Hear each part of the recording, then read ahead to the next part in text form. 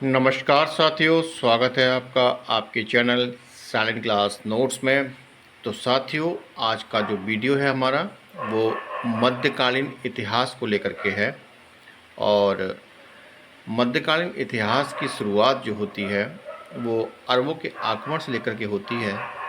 लेकिन अरबों के आक्रमण से पहले एक बात आपको ध्यान रखनी है कि जो अरब के लोग थे वो इस्लाम धर्म मानते थे। और इस्लाम धर्म की जो नींव पड़ी थी वो पड़ी थी पैगंबर हज़रत मोहम्मद साहब के द्वारा। हज़रत साहब का जो जन्म हुआ था वो 570 ईस्वी में हुआ था और उनकी जो मृत्यु हुई थी वो 632 ईस्वी में हुई थी। तो तब से लेकर के इस्लाम धर्म पूरी दुनिया में बड़ी तेज़ी से फैला। लेकिन अगर भारतीय संदर्भ की बात करेंगे तो भारत पर पहला जो मुस्लिम आक्रमण हुआ था वो 711 ईस्वी में अरब आक्रमणकारी मोहम्मद बिन कासिम के नेतृत्व में हुआ था। और मोहम्मद बिन कासिम से पहले 711 ईस्वी में उबैदुल्ला के नेतृत्व में एक अभियान दल भेजा गया था, लेकिन वो पराजित हो गया था और मारा गया था। फिर दूसरा अभियान बुदेल ने किया, किंतु वह भी असफल रहा था। और इन परिस्थितियों में इराक़ के हाकिम उल हज्जाज ने मोहम्मद बिन कासिम के नेतृत्व में अरबों को सिंध पर आक्रमण करने के लिए भेजा था। और भारी संघर्ष के बाद अरबों ने 712 ईस्वी में सिंध पर विजय प्राप्त कर ली। उस समय सिंध पर चच के पुत्र दाहिर का शासन था और फारसी ग्रंथ चचनामा से अरबों द्वारा सिंध विजय की जानकारी हमको मिलती है। नोट करने वाली बात यह है कि भारत पर प्रथम मुस्लिम आक्रमण के वर्ष के बारे में मतभेद है।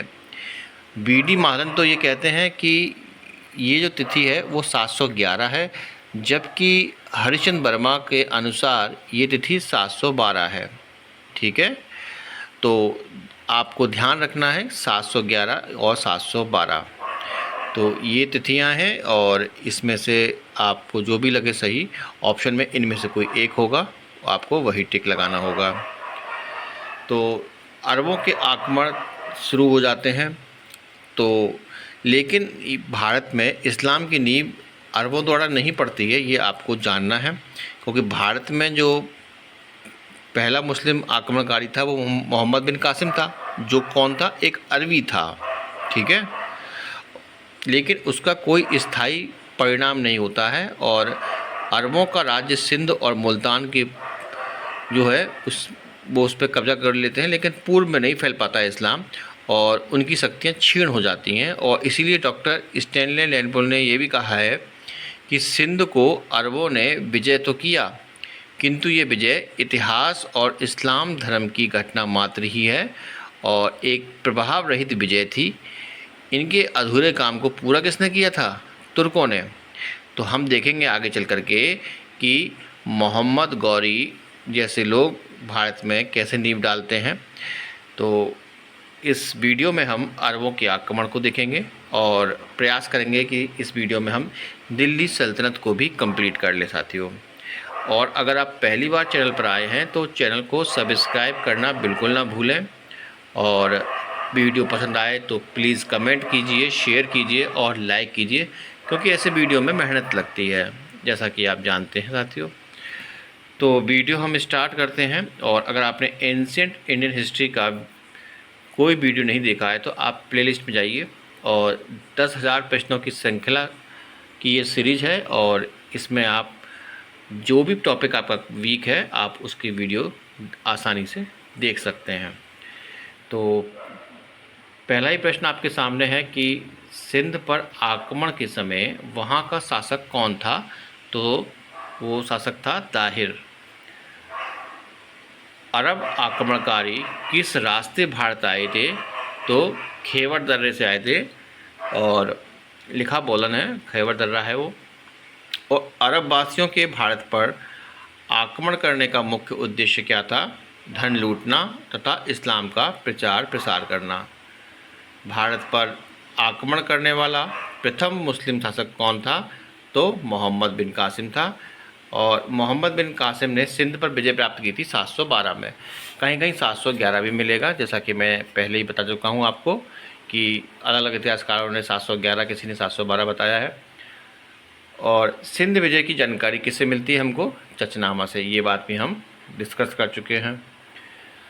मोहम्मद गजनवी की अब बात करेंगे, तो पहले इनके बारे में जानकारी लेते हैं। तो गजनी साम्राज्य की स्थापना किसने की थी? तो एक अलतुर्कीन नाम का एक तुर्क सरदार था, उसने। तो मोहम्मद गजनवी और मोहम्मद गौरी ये तुर्क लोग हैं, और मोहम्मद बिन कासिम एक अरबी था। हालांकि दोनों के ही धर्म जो है वो इस्लाम है। मोहम्मद गजनवी किस वंश का था? तो यामनी वंश का था। और महमूद गजनवी ने बगदाद के खलीफा कादिर से किस पद की मान्यता प्राप्त की थी? तो सुल्तान की।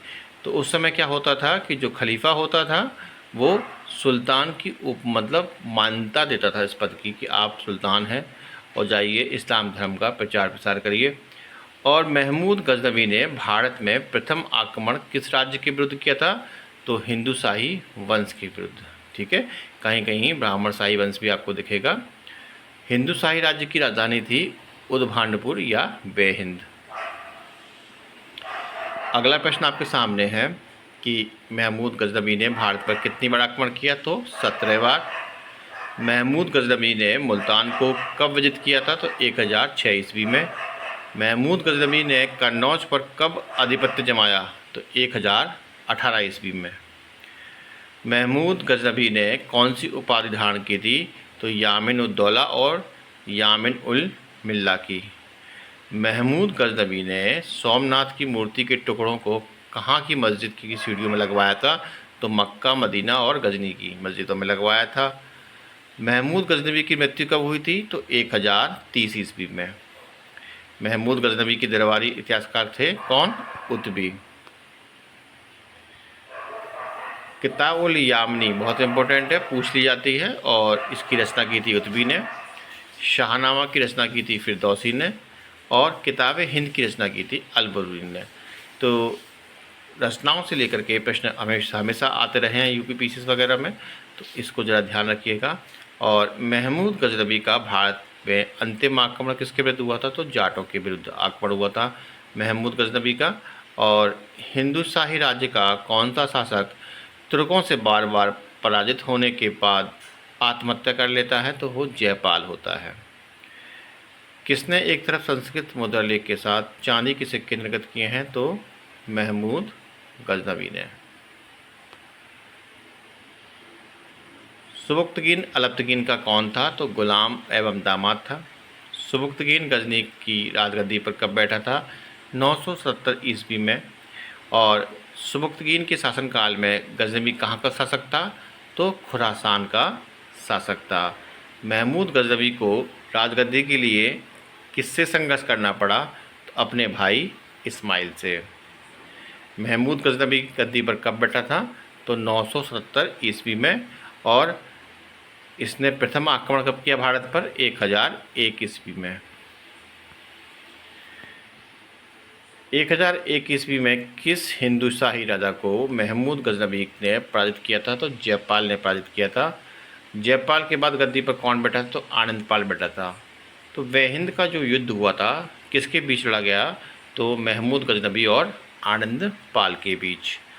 अल-बरूनी किसके शासनकाल में इतिहासकार था? तो महमूद गजनवी के शासनकाल में ये इतिहासकार था। और अल-बरूनी का पूरा नाम था अबू रेहान मोहम्मद। महमूद गजनवी ने कहाँ विश्वविद्यालय स्थापित किया है? तो गजनी में। सोमनाथ आक्रमण के समय महमूद गजनवी ने लगभग कितने हिंदुओं की कत्ल किया?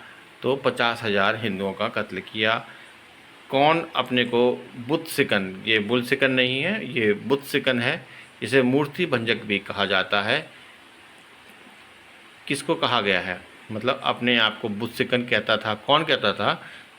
क्योंकि महमूद गजनवी ने हिंदू देवी देवताओं की मूर्ति तोड़ी थी, तो अपने आप को ये बुत सिकन बोला करता था। आइए, अभी तो हमने महमूद गजनवी की बात करी थी, अब हम मोहम्मद गौरी की बात करेंगे। भारत में तुर्क राज्य की स्थापना किसने की थी? तो मोहम्मद गौरी ने। और इसी ने दिल्ली सल्तनत की नींव डलवाई। कैसे डाली अब बात करेंगे आगे चल के। तराइन के प्रथम युद्ध में किसकी विजय हुई थी? तो पृथ्वीराज चौहान तृतीय की। और तराइन के या थानेसर का द्वितीय युद्ध कब हुआ था? तो 1192 ईस्वी में। युद्ध जिसमें भारत में मुस्लिम शक्ति की स्थापना हुई थी, तराइन का दूसरा युद्ध था। और मोहम्मद गौरी के किस दास ने बंगाल एवं बिहार पर विजय प्राप्त की थी? तो बख्तियार खिलजी ने। मोहम्मद गौरी की मृत्यु कब हुई थी? तो 1206 ईस्वी में हुई थी, जब वो वापस लौट रहा था अपने वतन, तो बीच में गोखरों ने उसकी हत्या कर दी थी। और किस युद्ध में मोहम्मद गौरी ने कुतुबुद्दीन ऐबक की असाधारण वीरता से प्रभावित होकर उसे अपना भारतीय प्रदेश का सूबेदार नियुक्त किया था? तो यही तराइन का द्वितीय युद्ध था, जो कि 1192 में हुआ था। मोहम्मद गौरी ने पेशावर कब जीता था? तो 1179 में। और मोहम्मद गौरी ने अपना सैनिक मुख्यालय कहाँ पर स्थापित कराया था? तो दिल्ली में जो इंद्रप्रस्थ है वहाँ। और किस मुस्लिम शासक के सिक्कों पर देवी लक्ष्मी की आकृति बनी है? मोहम्मद गौरी। अक्सर ऑप्शन में आपको देखेंगे तो आपको लगेगा मोहम्मद गौरी नहीं हो सकता, क्योंकि वो मुस्लिम था, लेकिन ऐसा नहीं है। ये मुस्लिम होने के बावजूद भी इसके सिक्कों पर देवी लक्ष्मी की आकृति आपको मिलेगी, और इसलिए ये प्रश्न महत्वपूर्ण हो जाता है। अगला प्रश्न है कि मोहम्मद गौरी का पूरा नाम क्या था? तो शिहाबुद्दीन उर्फ मुइजुद्दीन मोहम्मद गौरी। भारत में मोहम्मद गौरी की प्रथम पराजय किससे हुई है? तो गुजरात के चालुक्य शासक मूलराज द्वितीय से। मूलराज द्वितीय ने मोहम्मद गौरी को कब पराजित किया था? तो 1178 ईस्वी में। और मोहम्मद गौरी ने सबसे पहले किस पर आक्रमण किया था? तो मुल्तान पर 1175 में। तराइन का प्रथम युद्ध 1191 ईस्वी में किनके बीच हुआ था? तो मोहम्मद गौरी और पृथ्वीराज तृतीय के बीच में। और अब बात करेंगे हम तराइन के द्वितीय युद्ध। तराइन के द्वितीय युद्ध में किसने किसको पराजित किया था? तो मोहम्मद गौरी ने पृथ्वीराज को किया था, बात कर चुके हैं। भारत में मुस्लिम राज का संस्थापक माना जाता है किसको? मोहम्मद गौरी को। मोहम्मद गौरी किस वंश का था? तो संसवनी वंश का था। और मोहम्मद गौरी और कन्नौज के राजा जयचंद के मध्य 1194 में युद्ध हुआ था। और ये कौन सा युद्ध था? चंदावर का युद्ध। ठीक है, चंदावर का युद्ध था। मोहम्मद गौरी का अंतिम आक्रमण किसके विरुद्ध हुआ था? तो पंजाब के गोखरों के बीच में हुआ था, जिसमें मोहम्मद गौरी की मृत्यु हो जाती है। और भारत में मोहम्मद गौरी ने किसको प्रथम एकता नहीं होगा, एकता होगा, ठीक है, जैसे कोई भूभाग को या प्रांत को बोलते थे एकता, और इसके ऊपर इक़्तिदार होते थे। तो भारत में मोहम्मद गौरी ने किसको प्रथम एकता प्रदान किया था? तो कुतुबुद्दीन ऐबक को। आइए अब हम बात करते हैं गुलाम वंश की। और प्रश्न आपके सामने है, किसने इक़्तिदारी प्रथा चलाई थी? तो इल्तुतमिश ने इक़्तिदारी प्रथा चलाई थी। कुतुब मीनार के कार्य को किसने पूरा किया? तो इल्तुतमिश ने। अलाई दरवाज़ा किसका मुख्य द्वार है? तो कुतुब मीनार का। किसे कुरान खां या कुरान का पाठ करने वाला कहा जाता है? तो कुतुबुद्दीन ऐबक को। किस सल्तनत कालीन शासक को मिन्हाज ने हातिम ताई द्वितीय की संज्ञा दी है? कुतुबुद्दीन ऐबक को। गुलाम वंश के संस्थापक कौन थे? कुतुबुद्दीन ऐबक थे। गुलाम वंश की स्थापना हुई थी 1206 ईस्वी में। और कुतुबुद्दीन ऐबक कहाँ का गवर्नर था? तो ये था दिल्ली का।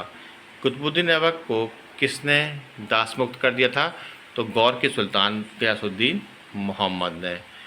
कुतुबुद्दीन ऐबक को सुल्तान के रूप में कब मान्यता मिली?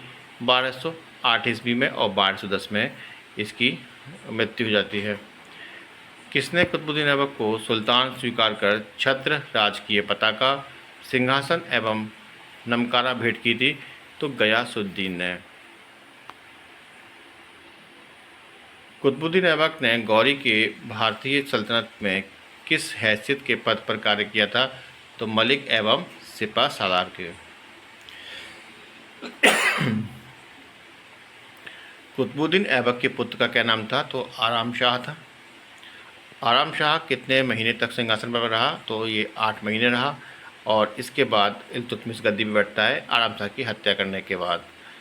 इल्तुतमिश कब गद्दी पर बैठा था? तो 11 ईस्वी में। और इल्तुतमिश कुतुबुद्दीन ऐबक का क्या था? तो एक गुलाम था। इल्तुतमिश का पूरा नाम क्या था? तो शमसुद्दीन इल्तुतमिश।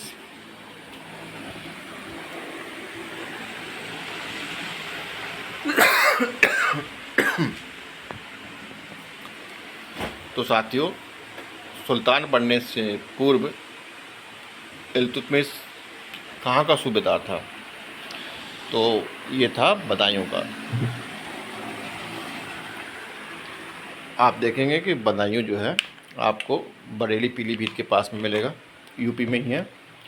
और गुलाम चालीसा, ठीक है, किसने गठित की थी? इल्तुतमिश ने, ठीक है। और कब इल्तुतमिश ने यल्दोज को तराइन के मैदान में पराजित किया था? तो 1215 ईस्वी में।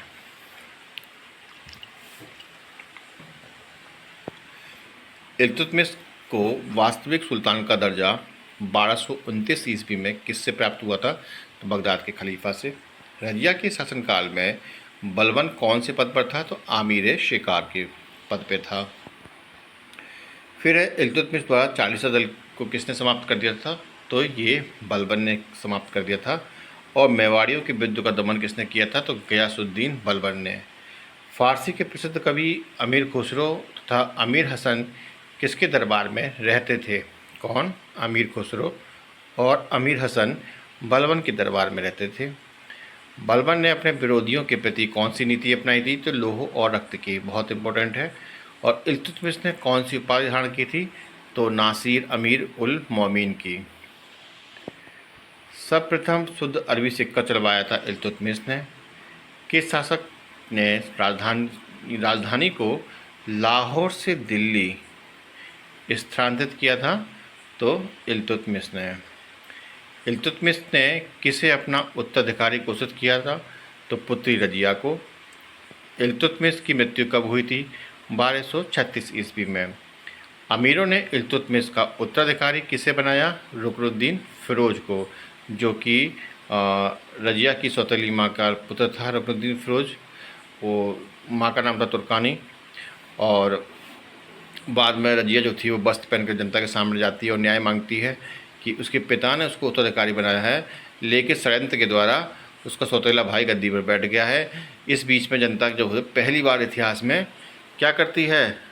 राजमहल में जाकर के आक्रमण कर देती है और इसमें रजिया को गद्दी मिलती है, ठीक है। तो उस समय ऐसा होता था कि जब भी कभी न्याय की मांग की जाती थी तो लाल वस्त्र पहन करके और बहुत बड़ा जो कहते हैं उसके सामने पेश होते थे। और एक तरह से कह सकते हैं कि हम जो उसको मुझे नाम याद नहीं आ रहा है, वो चीज़ ढिढोरा पीट करके न्याय की मांग की जाती थी, इस तरीके से कुछ है। तो ये सब चीज़ें हैं। और रजिया को कब जनता तथा अमीरों ने गद्दी पर बैठाया था? तो 1236 ईस्वी में। रजिया ने किसको अमीर आखूर नियुक्त किया था? तो याकूत को, जो कि एक अफ्रीकन हबशी था। और रजिया ने किसे तवर हिंद यानी भटिंडा का इक़्तादार नियुक्त किया था? तो अल्तुनिया को, ठीक है।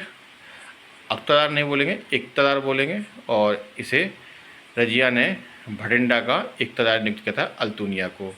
और रजिया ने फिर इसी से विवाह कर लिया था, अल्तुनिया से ही। और किसने रजिया को हिंदू डाकुओं से हत्या करा दी? बहराम शाह ने।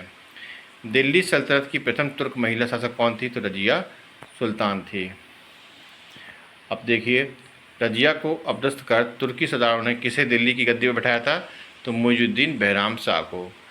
सुल्तान का अधिकार कम करने के लिए कौन से नए पद का गठन किया गया था? तो नायक नामक, ठीक है, नायब नाम का एक पद था, नायब मामलिकात। तो ये पद जो था बहुत पावरफुल पद था। इससे क्या हुआ कि सुल्तान की जो थी पावर कम हो गई इस पद से, और ये पद सृजित किया गया था। और जो प्रथम नायब था वो एतगीन को बनाया गया था, ठीक है, एक तरह का वजीर ही होता था। और बहराम शाह की हत्या कर दी गई थी और ये की थी दिल्ली के ही तुर्क सरदारों ने। तो आप देख सकते हैं कि उस समय तुर्क सरदार कैसे कैसे षड्यंत्र रचाते थे और यही सब देख करके आगे चल करके बलबन इन्हीं तुर्कों को ख़त्म कर देता है, इनको कंट्रोल कर देता है, क्योंकि उसने अपनी आंखों के सामने देखा था कि ये तुर्क सरदार जो हैं यही गद्दी पे बिठाल रहे हैं और यही क्या कर रहे हैं, सुल्तानों की हत्या कर रहे हैं। बहराम शाह का उत्तराधिकारी कौन बना था? तो अलाउद्दीन मशहूर शाह। ठीक है, तो बहराम शाह ने जैसे रजिया की हत्या करी थी तो बहराम शाह की हत्या हो गई, और मसूद शाह ने अपने अमीर हाजे बनाया था बलबन को। कब बलबन ने मसूद शाह के स्थान पर नसीरुद्दीन मसूद को सुल्तान बनाया था? तो 1246 में। और नसीरुद्दीन ने राज्य की समस्त शक्ति किसे सौंप दी थी? बलबन को। नसीरुद्दीन ने बलबन को कौन सी उपाधि प्रदान की? तो उलुग खां की। बलबन ने अपनी पुत्री की शादी किससे की थी? तो सुल्तान नसीरुद्दीन से। और नसीरुद्दीन महमूद की मृत्यु के बाद उसका उत्तराधिकारी कौन बना? बलबन बना था 1265 ईस्वी में। गयासुद्दीन बलबन किस जाति का था? तो इलवरी जाति का था। और बलबन को किससे खरीद कर दिल्ली लाया गया था? तो ख्वाजा जमालुद्दीन बसरी से। बलबन ने खुद का किसका वंश बताया है? तो अफरासियाब का। बलबन की न्याय व्यवस्था कैसी थी? निष्पक्ष थी। बलबन की मृत्यु कब हुई थी? 1286 ईस्वी में। बलबन का उत्तराधिकारी कौन हुआ था? तो उसका ही पौत्र कैकुबाद। और कैकुबाद की मृत्यु कैसे हुई थी? लकवा से हुई थी। किसके राज दरबार में सिजदा एवं पाबोस ये जो परंपराएं चलाई गई थी? तो सिजदा जो है वो क्या था? घुटनों पर बैठकर शीश नवाया जाता था सुल्तान के सामने, और पाबोस जो था वो पाँव को चूमना होता था। तो ये जो परंपरा चलाई थी ये किसने चलाई थी? बलबन ने। और इसके अलावा बलबन ने एक काम और किया था, फारसी रीति रिवाज पर आधारित नवरोज़ उत्सव चलवाया था। और किसने कहा है कि राजा धरती पर ईश्वर का प्रतिनिधि है? बलबन ने। 2.5 दिन का झोंपड़ा नामक विख्यात मस्जिद का निर्माण किसने करवाया? कुतुबुद्दीन ऐबक ने। कुतुबुद्दीन ऐबक की शादी किससे हुई थी? यालदोज की बेटी से। कुतुबुद्दीन ऐबक की मृत्यु लाहौर में किस खेल को खेलते हुई थी? चौगान या पोलो। कुतुबुद्दीन ऐबक को अन्य किस नाम से जाना जाता है? तो लाख बख्श यानी दानी। और कुतुबुद्दीन ऐबक का राज्याभिषेक जून 1206 ईस्वी में कहाँ हुआ था? लाहौर में हुआ था। कुतुबुद्दीन ऐबक ने अपनी बहन की शादी किससे की थी? इल्तुतमिश से की थी। और अपनी और यलदोज की बेटी से शादी की थी। यानी कुतुबुद्दीन ऐबक ने अपनी बहन की शादी इल्तुतमिश से की थी और यलदोज की बेटी से खुद शादी की थी, और आगे चल के यलदोज और इल्तुतमिश के बीच में लड़ाई भी होती है। नेक्स्ट है आपका, कुतुबुद्दीन ऐबक को हातिम द्वितीय की संज्ञा किस कारण दी गई थी? तो उसकी दानशीलता और उदारता के लिए। हसन नजाती एवं फरब मुदब्बिर को किसका संरक्षण प्राप्त था? तो कुतुबुद्दीन ऐबक का संरक्षण प्राप्त था। कुतुब मीनार कुतुबुद्दीन ऐबक ने किसकी स्मृति में बनवाया है? तो कुतुबुद्दीन बख्तियार काकी की। कुतुबुद्दीन ऐबक का क्या अर्थ होता है? तो होता है चंद्रमुखी।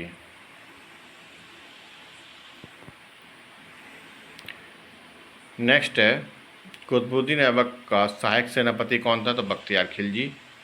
नालंदा विश्वविद्यालय को किसने नष्ट किया? था बख्तियार खिलजी ने। कुतुबुद्दीन ऐबक को कहाँ दफनाया गया? लाहौर में। सल्तनत काल की राजकीय भाषा थी फारसी। ख्वाजा मुइनुद्दीन चिश्ती की दरगाह को किसने बनवाया था? तो इल्तुतमिश ने। मध्य एशिया के मंगोल का नेता कौन था? तो चंगेज़ खां।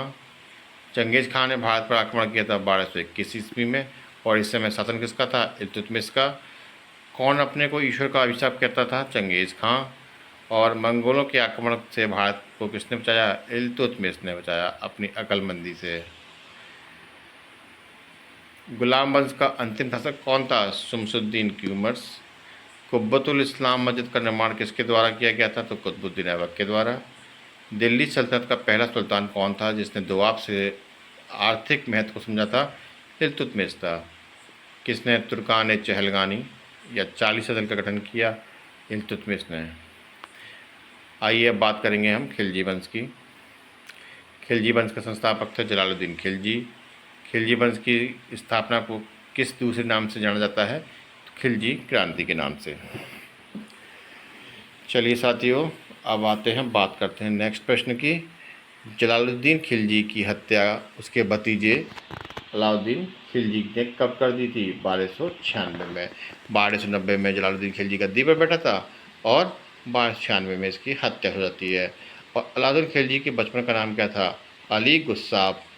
अलाउद्दीन खिलजी को दिल्ली के तख्त पर कब राज्याभिषेक किया गया था? 1296 ईस्वी में।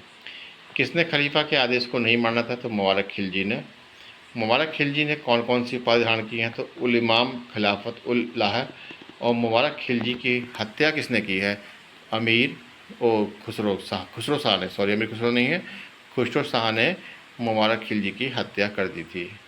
खुसरो शाह की हत्या किसने की है? तो गयासुद्दीन तुगलक ने। यानी मुबारक खिलजी की हत्या खुसरो शाह ने की और खुसरो शाह की हत्या गयासुद्दीन तुगलक ने करी थी। और आप देखेंगे कि 1320 में गयासुद्दीन तुगलक गद्दी पर बैठते हैं और तुगलक वंश की नींव डाल देते हैं। किसने सिकंदर सानी यानी द्वितीय सिकंदर की उपाधि धारण की थी? अलाउद्दीन खिलजी। सिक्कों पर तारीख लिखने की प्रथा किसने शुरू की? अलाउद्दीन खिलजी ने। अलाउद्दीन के समय मेवाड़ का शासक कौन था? राणा रतन सिंह। मेवाड़ को जीतने के बाद अलाउद्दीन ने उसका क्या नाम रखा? तो खिजराबाद। अलाउद्दीन खिलजी के आक्रमण के समय देवगिरी का शासक कौन था? तो रामचंद्र देव।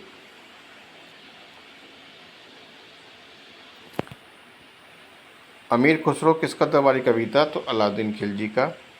बाजार नियंत्रण प्रथा लागू की गई थी अलाउद्दीन खिलजी ने। दिल्ली सल्तनत का वह प्रथम सुल्तान कौन था जिसने स्थायी सेना रखी थी? तो अलाउद्दीन खिलजी। जमात खां मस्जिद का निर्माण किस सुल्तान ने करवाया है? तो अलाउद्दीन खिलजी ने। किस सैन्य शासन के क्षेत्र में दाग और हुलिया प्रथा का प्रचलन किया गया? दाग मतलब घोड़ों पर एक होल मार्क्स टाइप का बनाते थे, और हुलिया यानी सैनिकों की पहचान करने के लिए, क्योंकि देखो उस समय कोई फ़ोटो वगैरह तो होता नहीं था, तो फिर उस तरीके से एक चित्रकार क्या करता था, सैनिकों का हुलिया बनाता था। और ये सब कुछ हुआ था अलाउद्दीन खिलजी के समय पर। और अलाउद्दीन खिलजी ने काफ़ी सुधार किए थे, और खिलजी वंश में अगर देखा जाए सबसे महत्वपूर्ण अगर कोई शासक है तो वो अलाउद्दीन खिलजी ही है। और किसने दिल्ली के 8 सुल्तानों का शासन देखा था? तो अमीर खुसरो ने दिल्ली के 8 सुल्तानों का शासन देखा था। और अलाई दरवाज़ा किसने बनवाया था? तो अलाउद्दीन खिलजी ने। दिल्ली के प्रथम सुल्तान कौन थे जिन्होंने दक्षिण भारत को पराजित करने का प्रयास किया? तो अलाउद्दीन खिलजी। भारतीय संगीत न केवल मनुष्य को अपितु पशुओं को भी प्रभावित करता है, ये कथन किसका है? अमीर खुसरो का। किस शासक ने मवेशी पर टैक्स लगाया था? तो अलाउद्दीन खिलजी ने। अलाउद्दीन खिलजी के समय में सराय अदल किन वस्तुओं का बाजार था? तो वस्त्र, शक्कर और जड़ी बूटी और तेल का। अलाउद्दीन खिलजी ने कौन से दक्षिण राज्य को खिलजी साम्राज्य में मिलाया था? तो देवगिरी को खिलजी साम्राज्य में मिलाया था। सल्तनत काल में सर्वाधिक स्थायी सेना किसकी थी? तो अलाउद्दीन खिलजी की। और सल्तनत काल में भू राजस्व का सर्वोत्तम ग्रामीण अधिकारी था चौधरी। किसे तूतीय हिंद की उपाधि मिली है? तो अमीर खुसरो को। एक अस्पा और 2 अस्पा का प्रारंभ हुआ था अलाउद्दीन खिलजी के समय पे। एक अस्पा का मतलब एक घोड़े वाला सैनिक, और 2 अस्पा का मतलब 2 घोड़े वाला सैनिक। 2 घोड़े वाले सैनिक को वेतन अधिक मिलता था कंपेयर टू एक घोड़े वाले सैनिक के। और सबसे अधिक बार और सर्वाधिक भीषण मंगोल आक्रमण किस सल्तनत कालीन सुल्तान के समय में हुआ? तो अलाउद्दीन खिलजी के टाइम पे मंगोलों के बहुत आक्रमण हुए। ठीक है। खड़ी बोली हिंदी या आधुनिक हिंदी गद्य का जन्मदाता किसे माना जाता है? तो अमीर खुसरो को। अमीर खुसरो को किस गायन शैली का जन्मदाता माना जाता है? तो कव्वाली का। किस सुल्तान के सैनिकों को भू अनुदान के स्थान पर नगद वेतन देने की प्रथा चलाई गई? तो अलाउद्दीन खिलजी। किस सुल्तान ने सिकंदर द्वितीय की उपाधि धारण की थी? तो अलाउद्दीन खिलजी ने, बात कर चुके हैं ऑलरेडी। और किस सुल्तान के काल में खालिसा भूमि अधिक पैमाने पर विकसित हुई थी? तो अलाउद्दीन खिलजी के टाइम पे।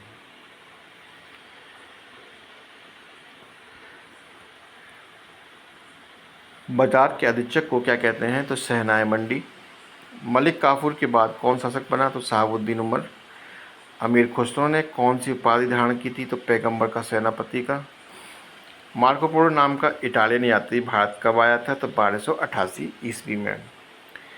किसने मलिक काफूर को विश्व प्रसिद्ध कोहिनूर हीरा प्रदान किया था? तो प्रताप रुद्र देव ने हीरा गिफ्ट दिया था किसको? मलिक काफूर को।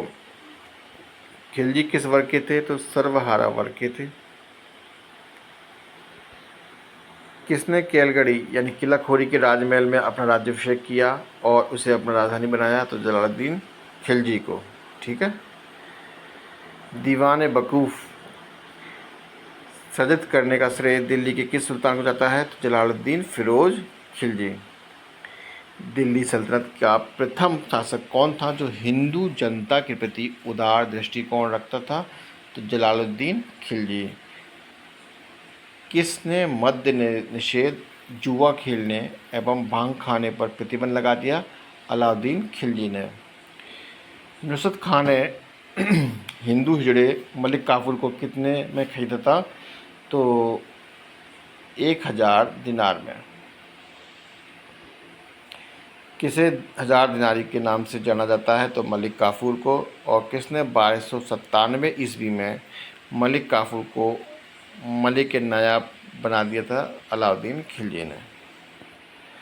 चलिए साथियों, अब बात करेंगे तुगलक वंश की। तुगलक वंश के संस्थापक हैं गयासुद्दीन तुगलक। तुगलक वंश की स्थापना हुई है 1320 में। अफ़गानपुर के लकड़ी के महल को किसने निर्माण करवाया था? तो गयासुद्दीन के पुत्र जौना खान ने। गयासुद्दीन की मृत्यु के बाद दिल्ली की गद्दी पर कौन बैठा? मोहम्मद बिन तुगलक। मोहम्मद बिन तुगलक का वास्तविक नाम था जौना खान। शासन बनने के उपलक्ष्य में किसने अपना नाम अबुल मुजाहिद रखा? तो मोहम्मद बिन तुगलक ने।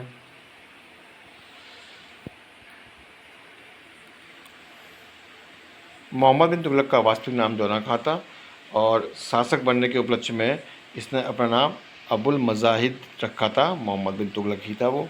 और दिल्ली सल्तनत के सभी सुल्तानों में सर्वाधिक शिक्षित, विद्वान और योग्य कौन था? मोहम्मद बिन तुगलक।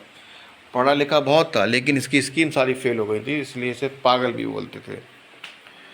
मोहम्मद बिन तुगलक के शिक्षक कौन थे? तो मौलाना गयासुद्दीन।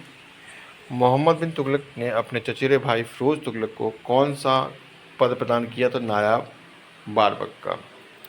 मोहम्मद बिन तुगलक का साम्राज्य कितने प्रांतों में बटा हुआ था? 23 प्रांतों में बटा हुआ था।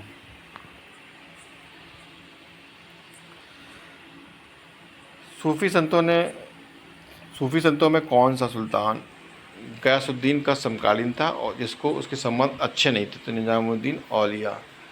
देखिए, गयासुद्दीन तुगलक जब दिल्ली जा रहा था तो निजामुद्दीन औलिया से कहा था कि जब तक मैं लौटूं तो दिल्ली से राज तिलक वगैरह करके तो फिर तुम यहाँ से चले जाना, खाली कर जाना ये। तो निजामुद्दीन औलिया ने कहा था कि दिल्ली अभी दूर है। और फिर उसके बाद क्या होता है, गयासुद्दीन तुगलक जो है वो मारा जाता है। और ऐसा कहते हैं कि एक लकड़ी के राजमहल में गयासुद्दीन तुगलक को बिठाया गया था जो हाथियों की परेड देख रहा था, लेकिन हाथी जो थे वो लकड़ी के राजमहल पर आक्रमण कर देते हैं और उसमें दबकर गयासुद्दीन तुगलक की मृत्यु हो जाती है। वैसे बताया जाता है कि मोहम्मद बिन तुगलक और निजामुद्दीन औलिया ने मिलकर षड्यंत्र मतलब रचने की प्रयास किया था, उसी के उसमें एवज में गयासुद्दीन तुगलक की मृत्यु हुई थी। तो साथियों, इस प्रकार से क्या होता है कि निजामुद्दीन औलिया और गयासुद्दीन तुगलक के बीच में मतभेद रहते हैं। भू राजस्व की वसूली हेतु भूमि को ठेके पर देने की प्रथा किसने शुरू की थी? तो फिरोज शाह तुगलक ने। मध्यकालीन इतिहास का प्रथम कल्याणकारी निरंकुश शासक किसे माना जाता है? फिरोज शाह तुगलक को। मोहम्मद बिन तुगलक ने कृषि के विकास के लिए कौन से विभाग की स्थापना की? दीवाने कोही। ध्यान रखना, बहुत इंपॉर्टेंट है और पूछ ही लिया जाता है एग्ज़ाम में। मोहम्मद बिन तुगलक ने दिल्ली से राजधानी बदलकर कहाँ ले गया था? देवगिरी को।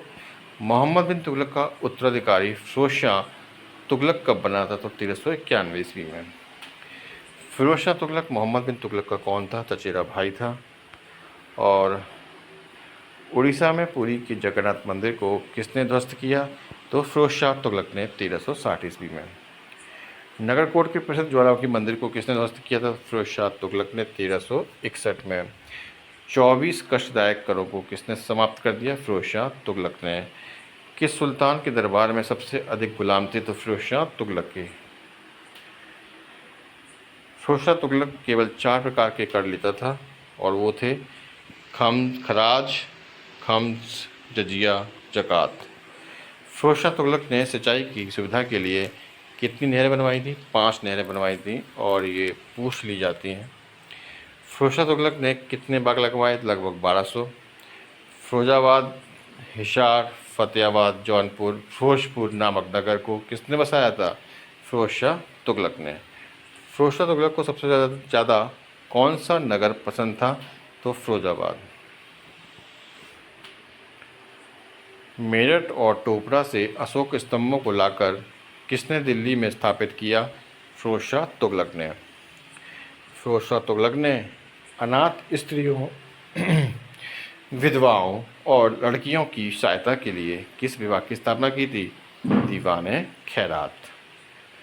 दासों की देखभाल हेतु फिरोज शाह ने स्थापना की थी दीवाने बंदगान की। किस सुल्तान ने बेरोजगार को रोजगार देने के लिए एक संस्था भी बनाई थी? ठीक है, और उसका नाम था फिरोज तुगलक। दिल्ली के निकट तुगलकाबाद के किले का निर्माण करवाया था गयासुद्दीन तुगलक ने। तो तुगलकाबाद किले का निर्माण गयासुद्दीन तुगलक ने करवाया था। नहर निर्माण कराने वाला दिल्ली का प्रथम सुल्तान था गयासुद्दीन तुगलक। फिरोज शाह तुगलक की धार्मिक नीति क्या थी? धर्मांधता और असहिष्णुता। खुम्स यानी युद्ध में लूटा गया धन में से कितना हिस्सा फिरोज शाह तुगलक ने अपने सैनिकों को दिया? 80%। दिल्ली सल्तनत के किस सुल्तान की उत्पत्ति हिंदू माँ से हुई है? तो फिरोज शाह तुगलक की। फिरोज शाह तुगलक ने सैनिकों को वेतन किस रूप में दिया? तो जागीर के रूप में। सिक्कों पर खलीफा का नाया खुदवाने वाला भारत का प्रथम सुल्तान था फिरोज शाह तुगलक। फतुहात फिरोजशाही किसकी आत्मकथा है? तो फिरोज शाह तुगलक की। और फिरोज शाह तुगलक की मृत्यु कब हुई थी? तो 1388 ईस्वी में।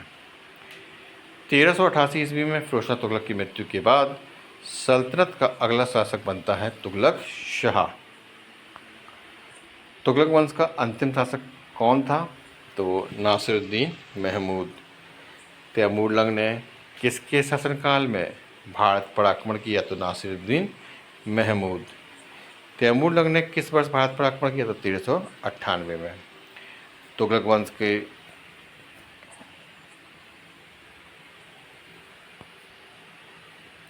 तुगलक वंश का शासक कौन सा शासक अपनी बुद्धिमत्ता और पागलपन के लिए प्रसिद्ध था? तो मोहम्मद बिन तुगलक।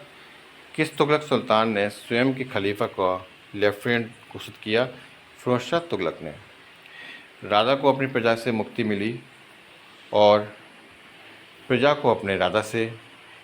किसके निधन पर बदायूं ने इस प्रकार की टिप्पणी की है? तो मोहम्मद बिन तुगलक के। और क्यों की है? क्योंकि इसकी स्कीम से जनता बड़ी परेशान हो जाती थी भाई तो इस कारण ऐसी टिप्पणी हुई है। मोहम्मद बिन तुगलक की मृत्यु कहाँ हुई थी? तो यट्टा में। मोहम्मद बिन तुगलक ने पुरथा सुलेखन में। ब्राह्मणों पर जजिया का सर्वप्रथम किसने लगाया? तो फिरोज शाह तुगलक ने।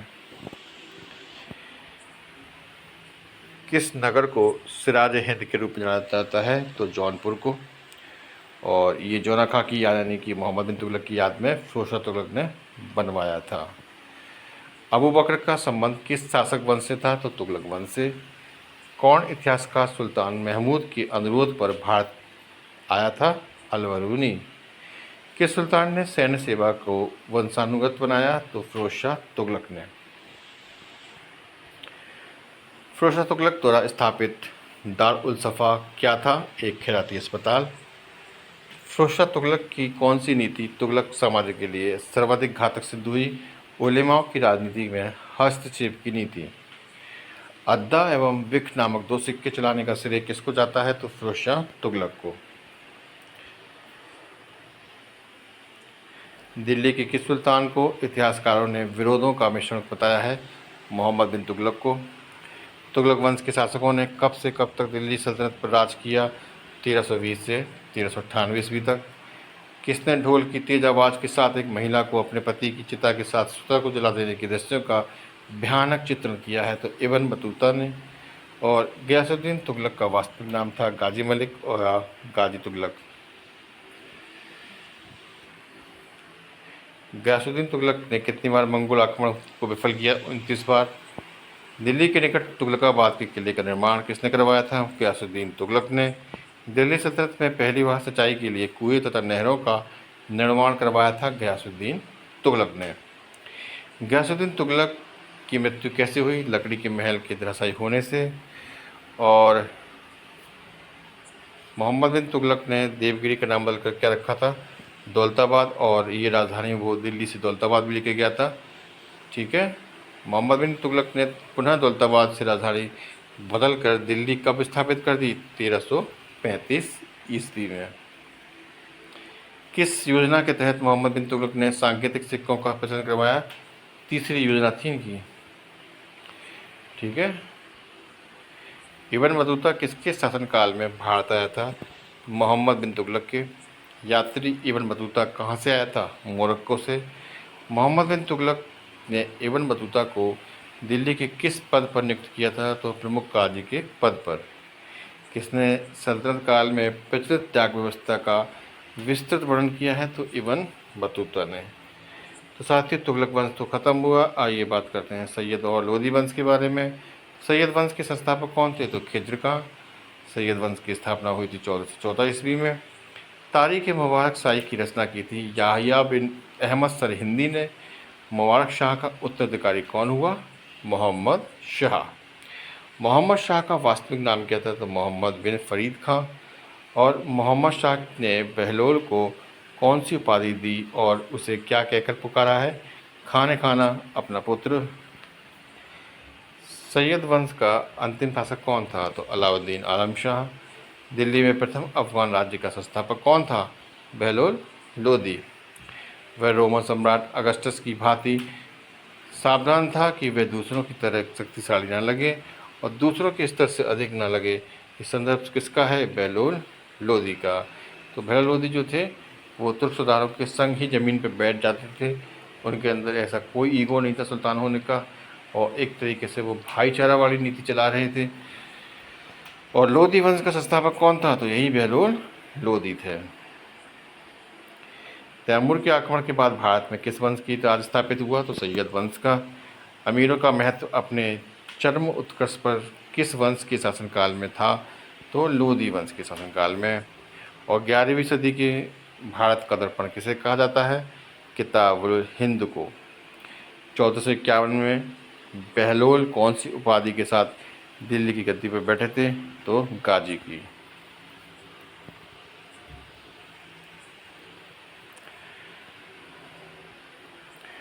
बहलोल लोदी अपने सरदारों को ये क्या कहकर पुकारता था?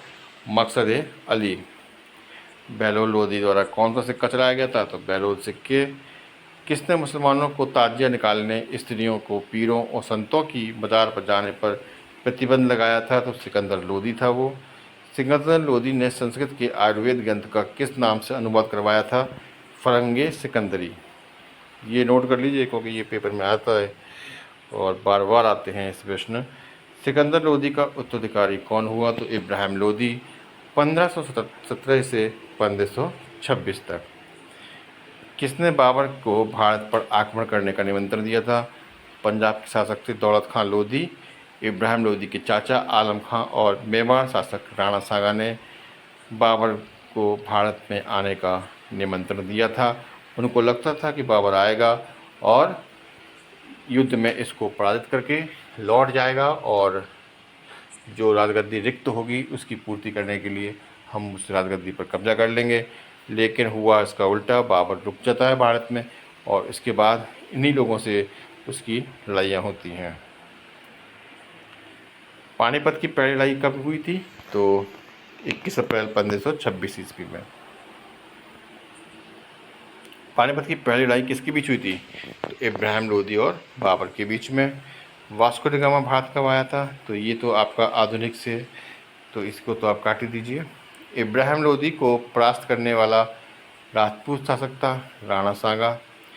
किसने राज्य प्रथा को अफगान शैली पर स्थापित किया है? तो बहलोल लोदी। दिल्ली के तख्त पर बैठने वाला प्रथम भारतीय मुस्लिम शासक कौन था? खुसरो खां। लोदी वंश का अंतिम शासक कौन था? इब्राहिम लोदी। 13वीं सदी में सेना का सर्वोच्च अधिकारी होता था खान। सल्तनत में तौल की सबसे छोटी इकाई थी रत्ती।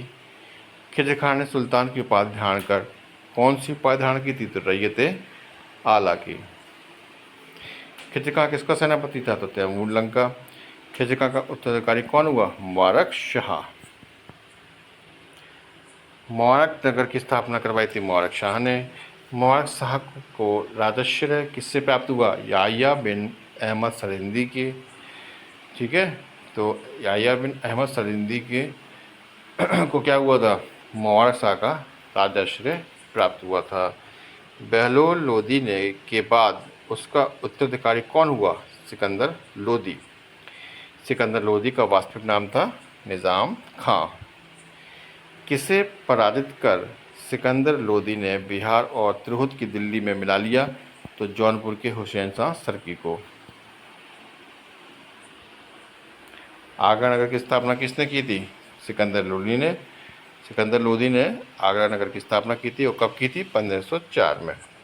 भूमि मापन के लिए गजे सिकंदरी पैमाना किसने जारी किया? तो सिकंदर शाह लोदी ने।